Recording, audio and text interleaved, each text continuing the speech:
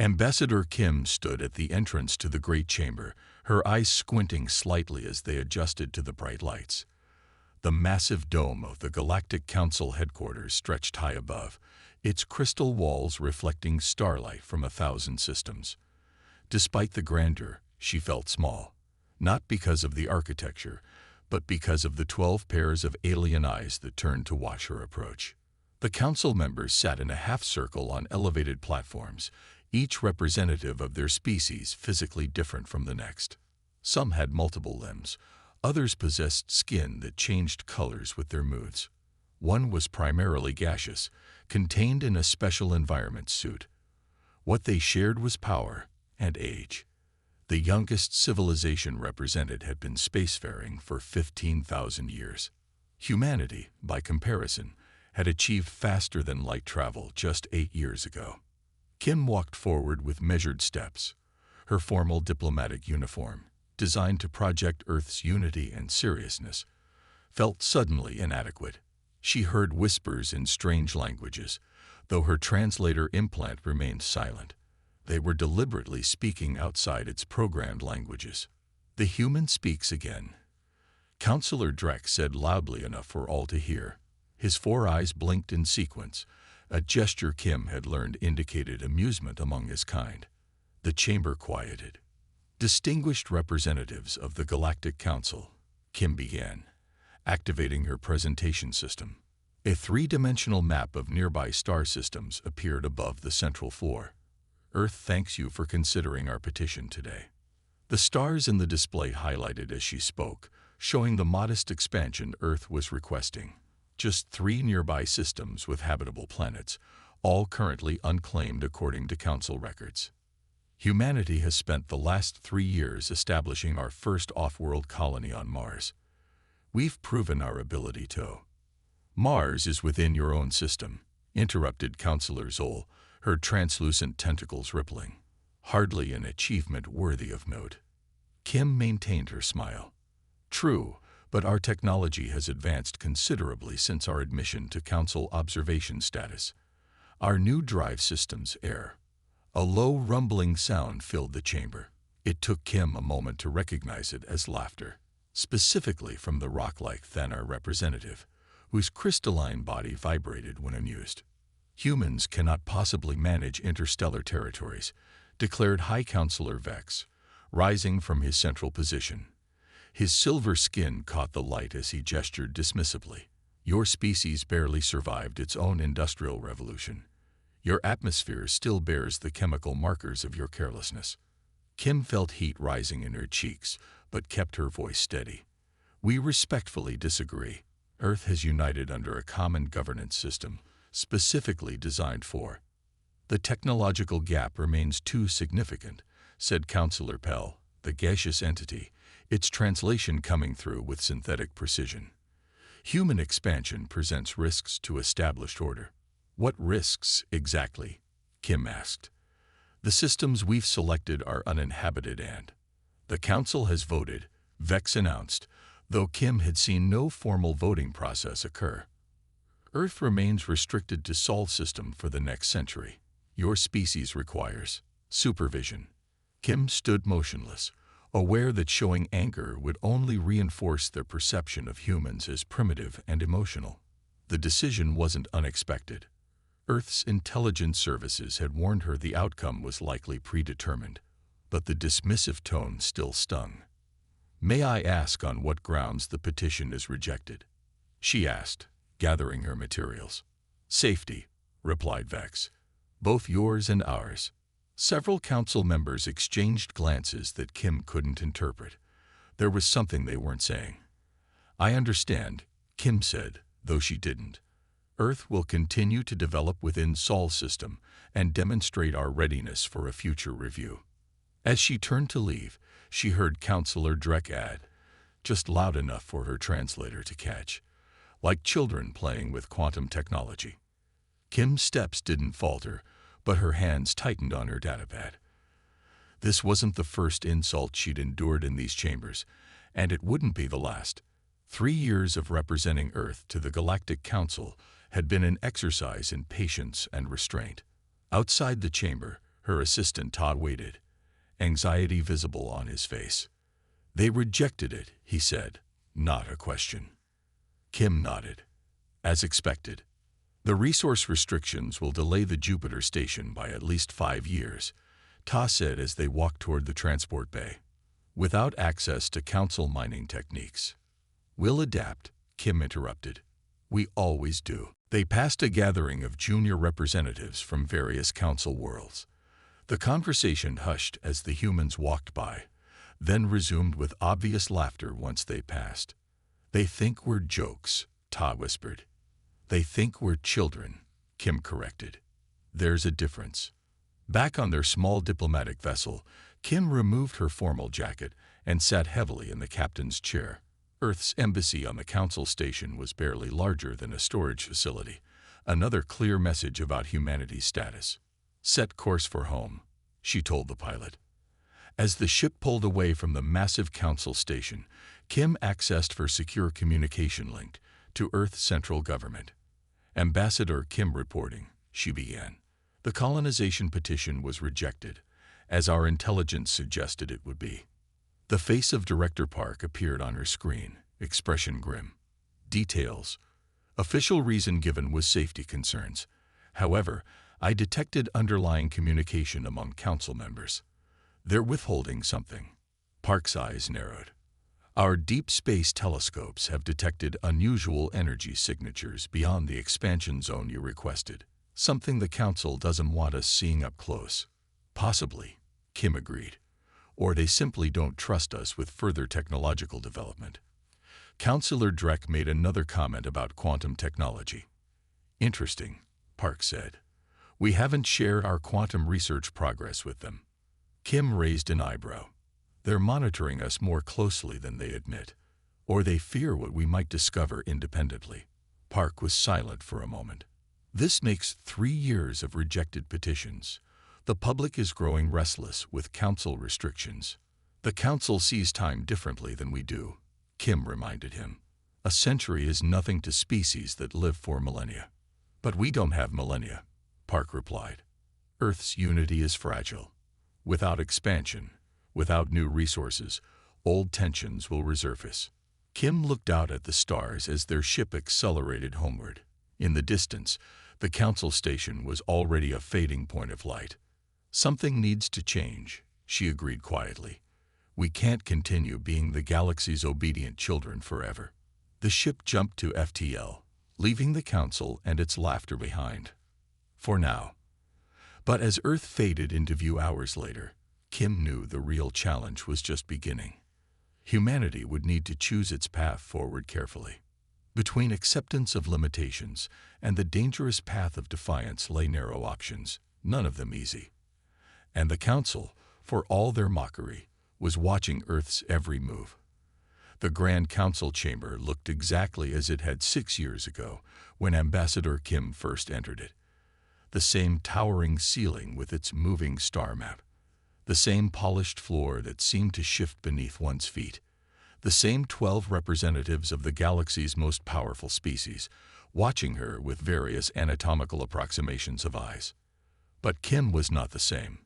She stood straighter now, her diplomatic uniform replaced with a simple black suit bearing only Earth's insignia, a blue and green sphere embraced by stylized human hands. No council emblems. No recognition of galactic protocols. The message was subtle but clear to those who understood diplomacy. She came as Earth's voice, not as a council supplicant. "The human arrives late," remarked Councillor Drek, his 4 eyes blinking in sequence. "How typical." Kim said nothing as she approached the speaking platform. The room fell quiet as she placed her hand on the activation panel. The translator hummed to life, and she paused, looking each council member in the face before beginning. "Distinguished members of the Galactic Council," she said, her voice steady. "I come today not to petition or request, but to inform." Something in her tone silenced even Drek's usual interruptions. For 6 years, Earth has maintained diplomatic relations with this council. For 6 years, we have followed your regulations, respected your boundaries, and attempted to integrate into the galactic community. Kim activated a data projection that displayed a timeline of Earth's 97 formal petitions to the Council. Each one appeared and then turned red, indicating rejection. Earth has unanimously voted to sever all diplomatic ties with the Galactic Council, she announced. The words hung in the air, simple and devastating. Shocked murmurs filled the room. Council members turned to each other, some speaking rapidly in their native tongues. High Counselor Vex leaned forward, his silver skin reflecting the chamber lights. "Clarify your statement, Ambassador," he demanded. "It requires no clarification," Kim replied. "By tomorrow, all human representatives will depart Council space. We will pursue our destiny independently." The gaseous counselor Pell expanded suddenly in its containment suit, a sign of agitation. "This is unprecedented. No species has ever withdrawn from Council protection. No species has been so consistently undermined while under said protection," Kim countered. "You cannot be serious," said Counselor Zoll, her translucent tentacles twisting anxiously.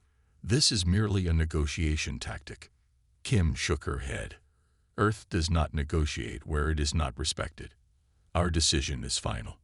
"This is absurd," replied Vex, rising from his seat. "You cannot survive without Council protection. The galaxy contains threats you cannot imagine." "We have imagined quite a lot," Kim said, her voice cooling, "and prepared accordingly." She touched her datapad, and a second display appeared, showing the formal withdrawal document already signed by Earth's unified government. "The threats within Council space have proven more immediate than those beyond it," she added. Vex's silver skin darkened with emotion. "What threats?" "The Council has shared technology, limited though it may be, appropriate for your development stage. We have provided safe trading routes.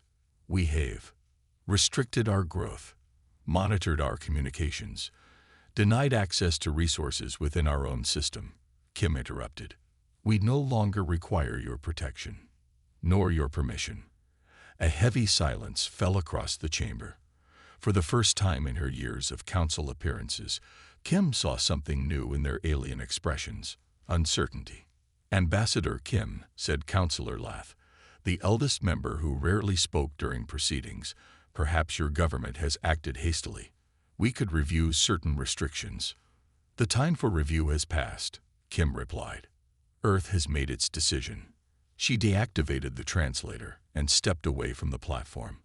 The formal diplomatic connection was severed with that simple action, a deliberate violation of Council protocol that required all sessions to end with proper closing statements. As Kim walked toward the exit, Vex called after her. "Humanity will regret this decision. The galaxy is not kind to isolated worlds." Kim paused at the doorway, but did not turn around. "Neither is humanity when cornered," she said, too softly for the Council to hear, before continuing her exit. Outside the chamber, a team of human diplomats waited, already packing their limited belongings. News of the severance had reached them hours earlier, and they worked with quiet efficiency. "How did they take it?" asked Todd, now Kim's senior aide. "About as expected," she replied. "Shock, threats, then a belated offer to negotiate." Director Park's prediction was accurate, then. Kim nodded. "The Council believes we're having a tantrum. They expect us to return within a year, begging for readmission." They walked together toward the small section of the station allocated to Earth, mockingly called the Human Corner by some junior Council species. Already, most traces of human presence were being removed. "Transport ships are ready," Tay reported. "All personnel will be evacuated within 12 hours. "And the special packages?" Kim asked quietly. "Already aboard the secondary vessel. The monitoring devices we found have been addressed." Kim permitted herself a small smile. "Good." Across the station, news of Earth's withdrawal spread quickly. By evening, a celebration had broken out among several Council species in the central gathering area. Music and laughter echoed down the corridors as human diplomats carried the last of their belongings to the transport ships. "They're celebrating our departure," Tay observed as they passed near the gathering. "Let them," Kim replied. History is shaped by those who are underestimated. Later that night, as the last human transport prepared for departure, Kim stood at the view screen, watching the council station grow smaller. 6 years of frustration and diplomatic dead ends faded with it. Her secure communicator activated, displaying Director Park's face. "Is it done?" he asked. "It's done," Kim confirmed. "All personnel withdrawn. All monitoring devices removed or neutralized. We left behind the outdated technology as planned." And the Council's reaction. "They believe we'll fail and return," Kim said. "They're celebrating our departure as a minor diplomatic incident that removes an irritating primitive species from their concern." Park nodded slowly. "Phase 1 complete, then. Phase 2 begins tomorrow. How long before they realize what we've taken with us?" "The specialized quantum data. Months, at minimum. Their security systems weren't designed with humans in mind." "Good. Return to Earth, Ambassador. Your new role awaits." As the transport jumped to FTL, leaving Council space behind, Kim looked at the stars stretching into lines around them. Humanity had spent 6 years learning, observing, and preparing for this moment. The Council thought they had been teaching humans to follow rules. Instead, they had taught them which rules mattered and which could be broken. None of the celebrating Council members suspected what Earth would accomplish in isolation. None imagined how humanity would use the knowledge gleaned from years of careful observation. None considered that when backed into a corner, humans didn't just survive. They evolved. And as Earth disappeared from Council monitoring systems, the true work began. Director Park stood before the massive holographic display, her silver hair neatly tied back, face illuminated by the soft blue glow of 1,000 stars. The command center hummed with quiet activity as technicians monitored Earth's expanding influence across previously unknown sectors of the galaxy. 20 years had passed since Ambassador Kim delivered humanity's farewell to the Galactic Council. 20 years of isolation that had become liberation. "Magnify Section 87 Delta," Park instructed, her voice carrying the weight of her 65 years. The display shifted, focusing on a cluster of stars beyond what had once been considered the edge of mapped space. 5 planets glowed green, indicating successful human colonies. What had begun as desperate necessity, finding resources beyond Council restriction, had evolved into humanity's greatest strength. New Horizon Colony reports their 3rd successful harvest, reported an aide, sliding a data tablet across the smooth black table. "Population has reached 15,000. Park nodded, studying the numbers. 20 years ago, she had been a junior director when Earth made its bold gamble. Now she oversaw humanity's greatest secret, an expanding network of worlds unknown to the Galactic Council. The door to the command center slid open. Chief Scientist Lee entered, his steps quick despite his age. He had been just 30 when the severance occurred. Now his beard showed streaks of gray, but his eyes remained sharp. "Director Park," he said, nodding respectfully. "I have news." "Good news, I hope," Park replied, gesturing toward her private office. Once inside, Lee activated his own data display, showing a complex web of connection points stretching between Earth's hidden colonies. "The quantum communication grid is complete," he announced, pride evident in his voice. "Completely undetectable by Council technology." Park raised an eyebrow. "You're certain?" "Their monitoring capabilities were substantial even 20 years ago." Lee smiled. "Their technology follows predictable patterns. They've been spacefaring for millennia, yes, but they stopped truly innovating centuries ago. Our system operates on principles they've never explored." The quantum grid had been Lee's obsession for 15 years. Traditional communication between stars took days or weeks. Council technology relied on established relay networks. But Earth's scientists, freed from Council restrictions, had discovered a way to link quantum particles across vast distances, enabling instant communication regardless of space between them. "Show me the latest test," Park requested. Lee tapped his display, bringing up data from that morning's demonstration. Message from Earth to the Proxima colony, then relayed to New Horizon, Artemis Base, and back to Earth. Total transmission time, 0.3 seconds. And our defensive capabilities? Asked Park, turning to the matter that concerned her most.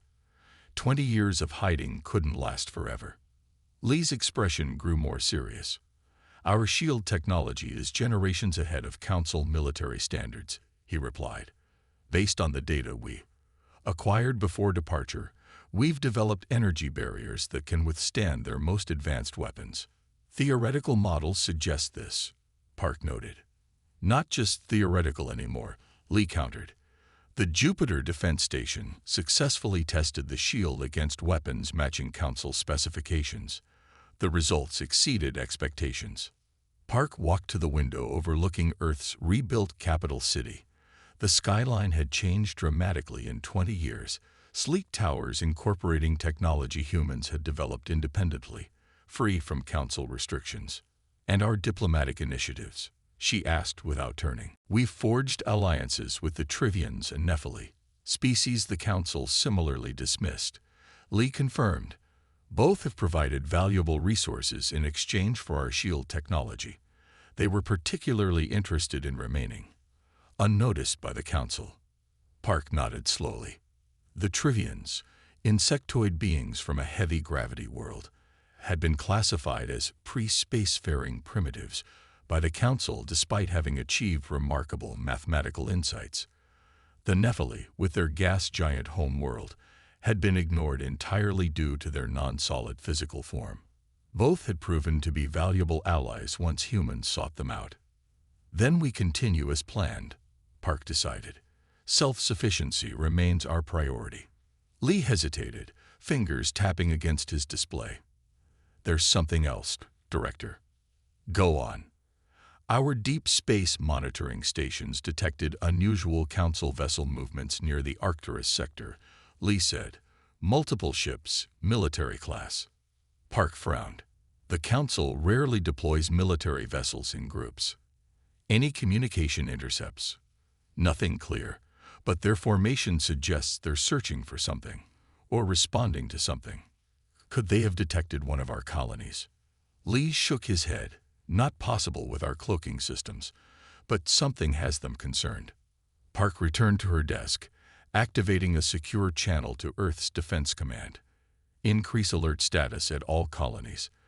Deploy additional sensor arrays to the Arcturus boundary. You think trouble is coming? Lee asked. I think 20 years of peace was more than we had any right to expect, Park replied. Prepare a briefing for the Security Council. I want contingency plans ready within 48 hours. As Lee departed, Park studied the holographic galaxy once more. Humanity had accomplished more in 20 years of independence than in centuries of slow development. What the Council had meant as punishment had become opportunity. Isolation had forced innovation. Necessity had bred ingenuity.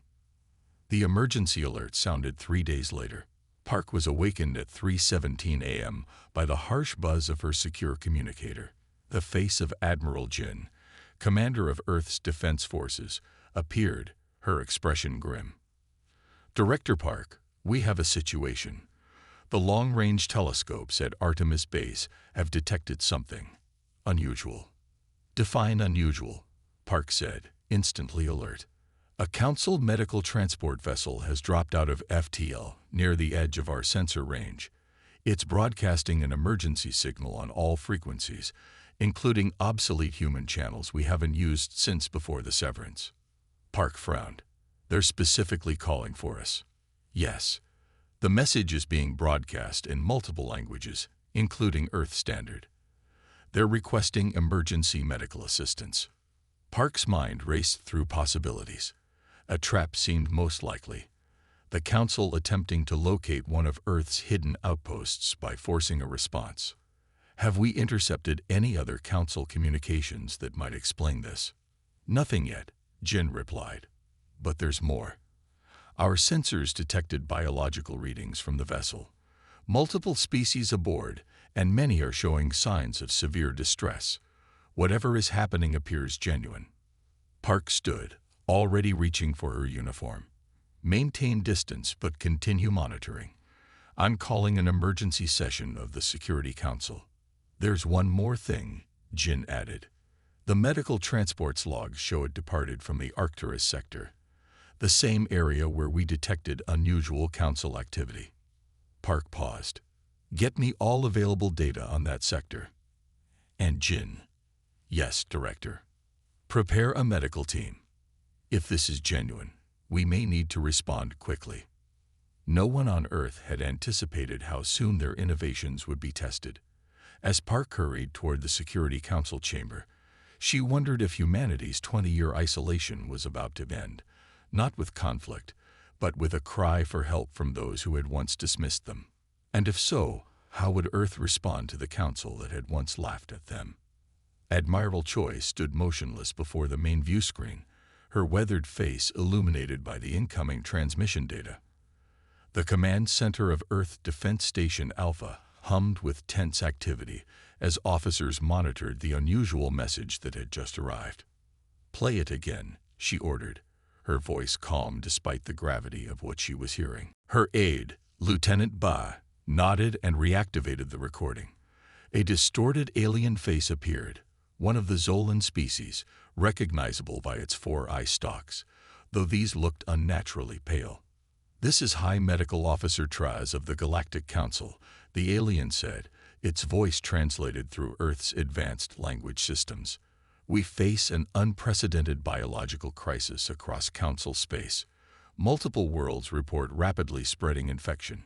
Our containment efforts have failed, requesting assistance from any civilization with advanced medical capabilities. The message continued, describing symptoms and transmission patterns. Choi noticed how the alien's breathing seemed labored, its normally vibrant skin dull. The source of this recording? She asked. It traveled through 3 intermediaries before reaching Earth, Ba explained. First through a Trivian trading vessel, then via a Nephili outpost, finally relayed by our listening post in the Proxima system. And we're certain of its authenticity. Yes, Admiral. The encryption markers match Council emergency protocols from our historical database. This is genuine. Choi's eyes narrowed slightly. In 24 years since Earth severed ties with the Galactic Council, no official communication had passed between them. Earth had built its own network of allies and colonies, always careful to remain hidden from Council observation. Confirm this intelligence, she ordered. I want verification from all our surveillance outposts near Council space. Ba moved quickly to a communications terminal. The command center fell silent as officers awaited confirmation. Minutes passed before Ba returned. Confirmed, Admiral, he reported. Our stealth probes in 3 separate Council sectors show unprecedented medical vessel activity. Orbital quarantine markers have been deployed around at least 17 major worlds. Their communications network is filled with emergency medical protocols. Nature of the contagion? Choi asked. A biological pathogen affecting neural pathways across multiple species. Their medical technology cannot contain it. Ba hesitated before adding. Based on transmission patterns, it appears to have originated in the Arcturus sector. Choi felt a chill at those words. The Arcturus sector, where Earth had established its first research outpost beyond Council detection. Casualties? She asked, keeping her voice steady. In the billions and rising, Bae replied grimly. All 12 Council species are vulnerable, though at different rates. The Zolan and Thanar appear most severely affected. Choi breathed deeply, processing the implications. 24 years of careful isolation, building human strength beyond Council awareness. And now this. The timing couldn't be coincidence. Show me the detection range of the contagion, she ordered. A galactic map appeared on the main screen, red markers indicating affected worlds.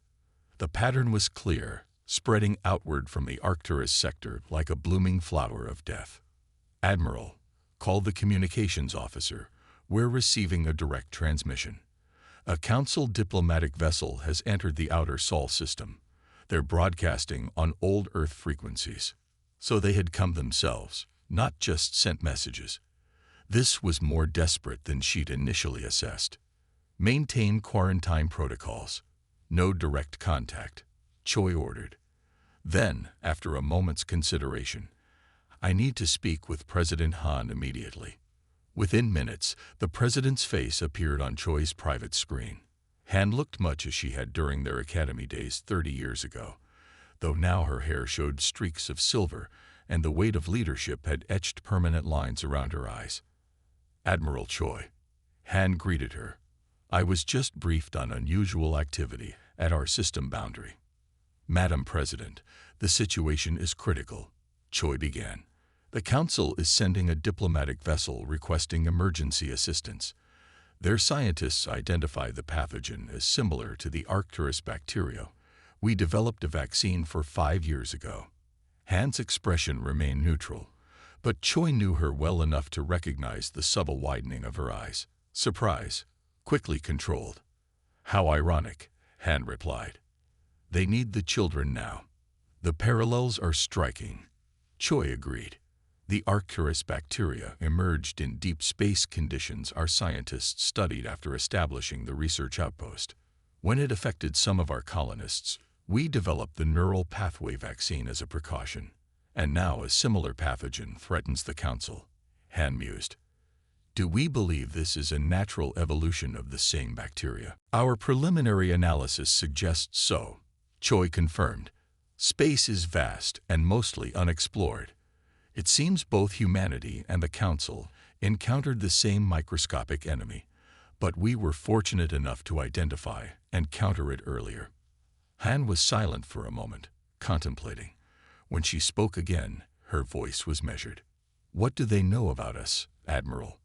About what we've built during our isolation? Very little, we believe.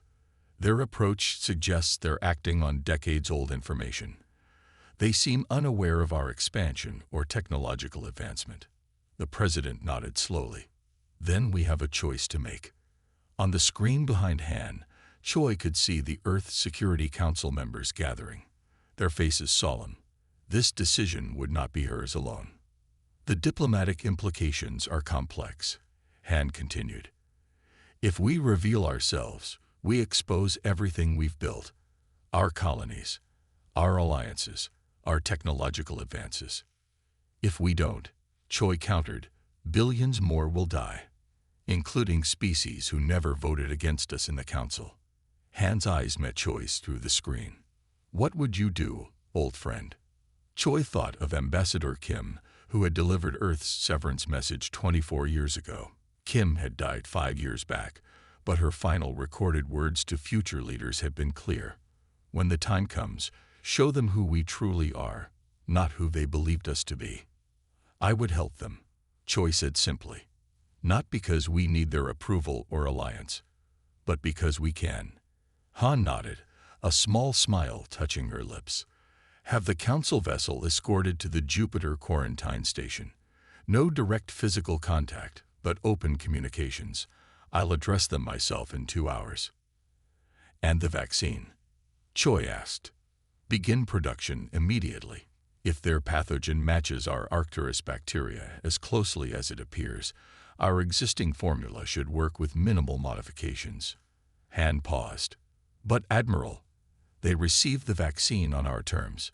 The galaxy will know it came from Earth. As the communication ended, Choi turned back to the command center. Lieutenant Ba, send instructions to the Jupiter station and contact Dr. Min at the Arcturus Medical Facility. Tell her we need maximum production of the neural pathway vaccine. Outside the viewports of Defense Station Alpha, Earth gleamed blue and green against the blackness of space. Somewhere beyond the Sol system, a Council vessel approached, carrying representatives of civilizations that had once dismissed humanity as primitive. They would soon discover just how wrong they had been. The children had grown up, and now, perhaps, they would save their former guardians from extinction. The neutral space station hung motionless against the backdrop of a blue-white dwarf star. Neither in Earth's territory nor in Council space, the station had been constructed specifically for this meeting at a point exactly halfway between the two powers. Its gleaming walls and perfectly regulated atmosphere spoke of recent construction. Human engineering mixed with materials sourced from Earth's non-Council allies. President Han's transport docked with a gentle shudder. She took a moment to straighten her simple dark blue uniform, unadorned except for Earth's emblem, a stylized globe embraced by human hands, now recognized across thousands of worlds beyond Council knowledge. "Nervous?" asked Admiral Choi, who stood beside her at the airlock. Han shook her head slightly. "Curious. I studied them for decades. Now I finally meet them." The door slid open, revealing the station's main chamber. Han stepped forward with measured confidence, her security detail following at a respectful distance. The room was arranged with a circular table at its center, a deliberate design choice to eliminate any hierarchy in seating. The once mighty Council representatives stood as she entered. They appeared diminished, some visibly ill despite the treatment already provided by Earth's advanced medical team. Han recognized each species from historical records, though several delegates were clearly substitutes for those too ill to attend. High Counselor Vex stood at the front of the group. His silver skin, once lustrous in recordings from Ambassador Kim's era, now had a dull, almost ashen quality. The neural pathogen had affected his species severely. 24 years had passed since Earth severed diplomatic ties. 24 years during which humanity had expanded quietly beyond the Council's awareness. 24 years ending with this moment, a meeting the Council had requested, not demanded. "President Han," Vex said, his translator converting his words to perfect Earth standard. "Thank you for agreeing to this summit." Han nodded once. "The suffering of sentient beings concerns all civilizations," she replied, regardless of past differences. Vex approached slowly. Up close, Han could see the tremors in his limbs, a symptom of the pathogen's neural damage.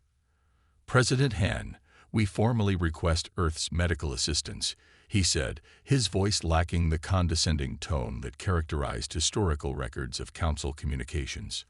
"We underestimated your species." The admission hung in the air. Han was momentarily reminded of Ambassador Kim's prediction decades ago.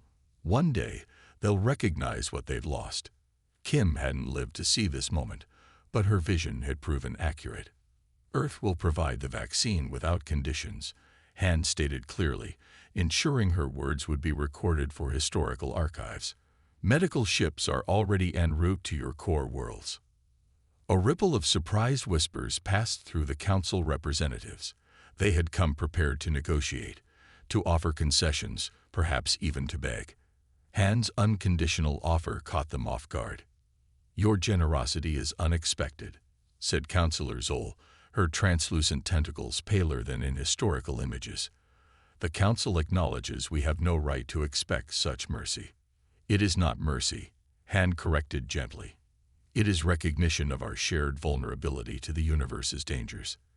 The same pathogen that strikes you today could have devastated Earth had we not encountered a similar strain 5 years ago."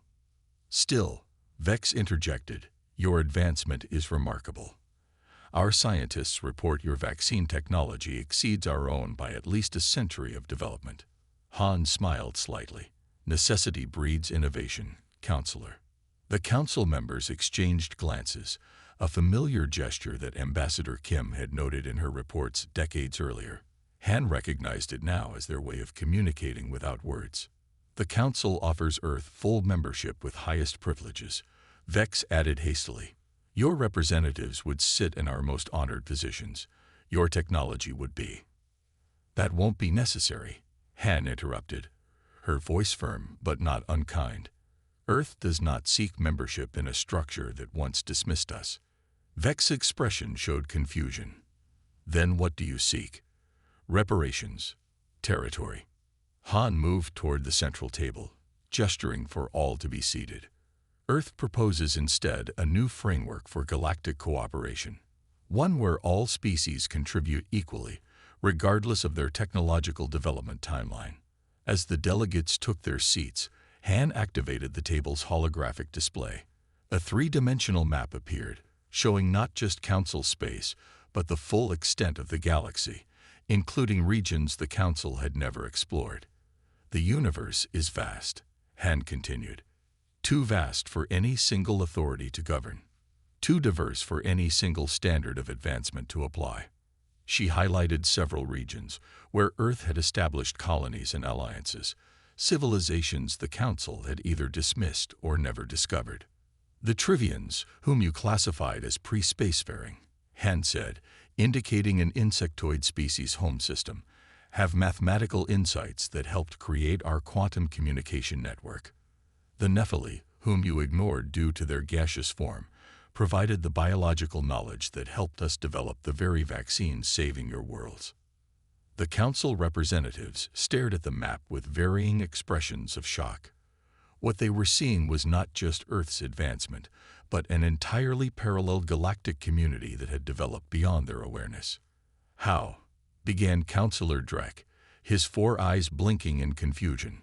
When you restrict growth in one direction, it finds another path, Han explained. We propose a council of equals, a forum where advancement is measured not by age or technology, but by contribution and cooperation. Over the next hours, the framework took shape. Earth would provide the vaccine immediately, without waiting for formal agreements. The Council would acknowledge Earth and its allies as sovereign and equal. Future cooperation would be built on exchange rather than hierarchy. As the details were finalized, Han took a moment to step away from the table. She moved to the observation window overlooking the dwarf star, its steady blue-white light illuminating her face. Admiral Choi joined her quietly. They're agreeing to everything, she murmured. 24 years ago. They laughed at our proposals. Han nodded, watching the star's surface shimmer with solar flares. Desperation changes perspective, she replied. But this isn't about revenge or satisfaction. No, it's about building something better than what came before. Han turned back toward the Council members, who continued discussing details among themselves. They created a system that stagnated because it valued stability over innovation. We have a chance to create one that embraces both. As Han returned to the table, she reflected on humanity's journey. The Council had laughed at humans once, not understanding that being underestimated was humanity's greatest advantage. Isolation had forced innovation. Dismissal had forged determination. The first Earth medical ships would reach Council core worlds within days. Billions would be saved by vaccines developed in human laboratories that had once been deemed too primitive to matter. The galaxy was being reshaped not by conquest, but by cooperation. Cooperation the Council had never imagined possible with the species they had dismissed as children. And as President Han signed the first formal agreement between Earth and the Galactic Council in 24 years, she thought of Ambassador Kim's final recorded words. When the time comes, show them who we truly are, not who they believed us to be. Today, the galaxy would see humanity not as children playing with technology they didn't understand, but as equals who had surpassed their former teachers, not through conflict, but through innovation. And the galaxy would never underestimate Earth again.